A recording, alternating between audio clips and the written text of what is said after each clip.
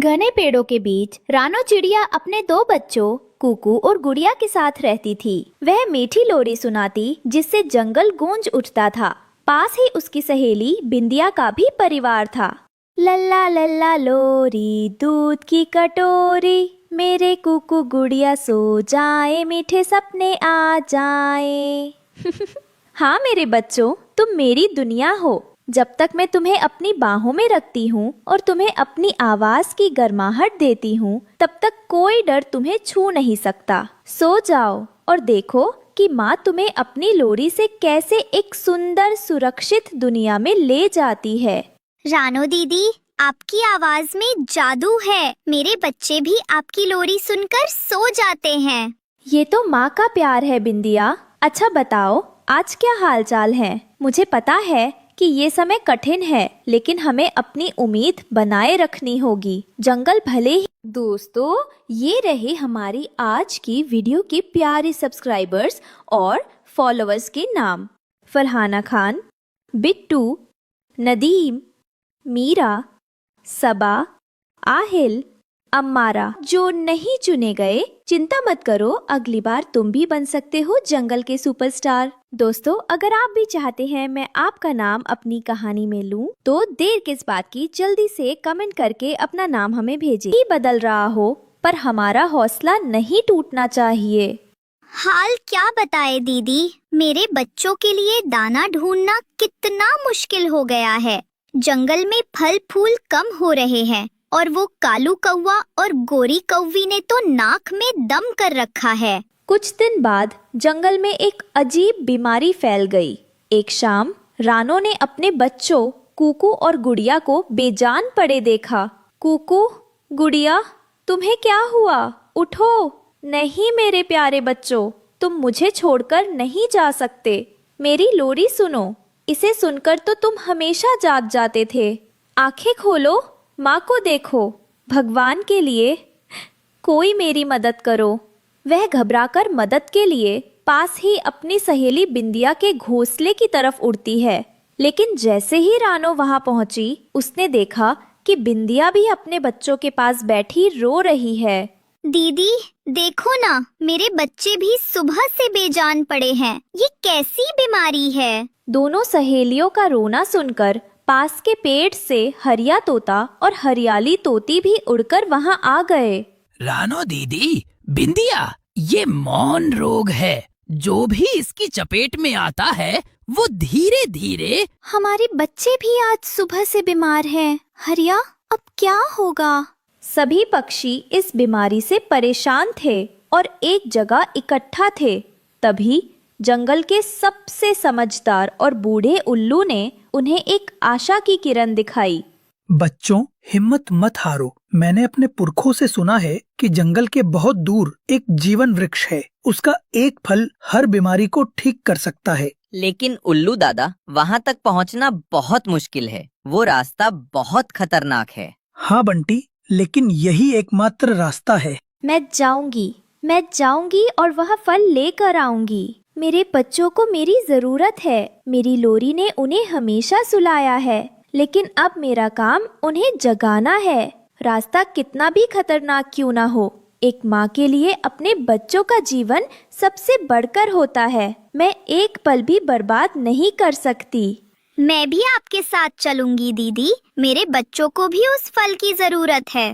रानो और बिंदिया चिड़िया ने अपनी यात्रा शुरू की। रास्ते में उन्हें कई मुश्किलों का सामना करना पड़ा। बिंदिया, हमें तेज चलना होगा। मेरे बच्चों का समय निकलता जा रहा है। हर पल जो हम यहाँ गंवा रहे हैं, वह उनके जीवन से दूर हो रहा है। हमें अपने पंखों में पूरी ताकत लानी होगी। हम रुक नहीं सकते। हाँ दीदी, मेरे बेटे का भी बुरा हाल है। किधर चलीं सुंदर चिड़ियाएं? इतनी जल्दी में कहाँ? लगता है किसी जादुई चीज की तलाश में हो। कालू, गोरी, हमें जाने दो। हमारे बच्चे बीमार हैं। आज हम तुमसे झगड़ने नहीं आए हैं। हम तुम्हें चेतावनी भी नहीं दे रहे हैं। हम सिर्फ अपने बच्चों का जीवन बचाने जा रहे हैं। हमें रास्ता दो। ओहो, तो हमें भी थोड़ा चखने को मिलेगा। जाओ, लेकिन याद रखना, वो फल हमारे लिए भी लाना, नहीं तो। तुम नीच कहीं के। रानो और बिंदिया आखिरकार जीवन वृक्ष तक पहुंची। वहां पेड़ की रखवाली करती एक जादुई तितली थी। हमारे बच्चों को बचा लो, हमें वह फल दे दो।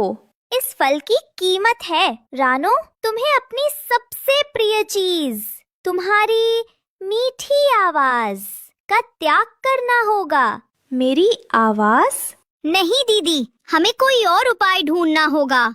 मुझे मंजूर है। मेरे बच्चों की जान के आगे मेरी आवाज कुछ नहीं। मैं अपनी आवाज त्यागती हूँ। रानो ने आंखें बंद की। एक नीली रोशनी उसके गले से निकलकर तितली में समा गई। रानो की मीठी आवाज चली गई। वह खामोश हो गई। तितली ने उन्हें एक चमकता हुआ फल दिया। रानो और बिंदिया हांफते हुए लौटी। उन्होंने तुरंत सभी बीमार बच्चों को उस जादुई फल का रस पिलाया। कूकू, गुड़िया, उठो मेरे बच्चों। एक पल की खामोशी के बाद सभी बच्चों ने धीरे धीरे अपनी आंखें खोली। वे ठीक हो गए थे। बच्चे, मेरे बच्चे ठीक हो गए। हरियाली देखो। रानो दीदी, बिंदिया, आपका धन्यवाद। सभी खुशी से चहचहाने लगे, लेकिन उनकी नजर चुपचाप खड़ी रानो पर पड़ी। रानो बहन, आप इतनी चुप क्यों हैं? आप भी तो खुश होइए। बंटी भाई, दीदी खुश हैं, लेकिन वो अपनी आवाज कभी नहीं पा सकेंगी। जीवन वृक्ष ने बच्चों के बदले दीदी की मीठी आवाज कीमत में ले ली। ये सुनते ही जंगल में छाई खुशी तुरंत गहरे सन्नाटे और उदासी में बदल गई। सबकी आंखें नम हो गईं। क्या हमारी खुशी के लिए आपने अपनी आवाज? रानो ने आज जो बलिदान दिया है वो एक माँ ही दे सकती है। उसकी आवाज भले ही खामोश हो गई हो, लेकिन उसका प्यार आज और भी ऊंचा हो गया है। रानो दीदी, आपने हम सबके लिए खुद को अधूरा कर लिया। जब कालू कौवा और गोरी कौवी को पता चला कि रानो ने अपनी आवाज खो दी है, तो वे पहले तो हंसे, लेकिन फिर उन्होंने देखा कि कैसे सारे पक्षी रानो का सम्मान करते हैं। देख गोरी, गाने वाली चिड़िया गूंगी हो गई। लगता है उसे फल की कीमत चुकानी पड़ी। रानो अब गा नहीं सकती थी, पर उसका मौन स्पर्श और प्यार सब कुछ कह जाता था। बच्चे बड़े होकर माँ का बलिदान समझ गए। गुड़िया, माँ ने हमारे लिए अपनी सबसे प्यारी चीज कुर्बान कर दी। हाँ, उनका प्यार ही हमारी सबसे बड़ी लोरी है। रानो अपने बच्चों को चुपचाप देखकर मुस्कुराई। उसकी आंखों में वे अनकहे गीत थे, जो बच्चों के दिलों में हमेशा गूंजते थे। उल्लू एक पेड़ पर घर के बाहर रानो के खड़ा होता है। कभी कभी माँ अपने बच्चों के लिए चुपचाप सबसे बड़ा बलिदान दे देती है, और उसका मौन भी बहुत कुछ कह जाता है।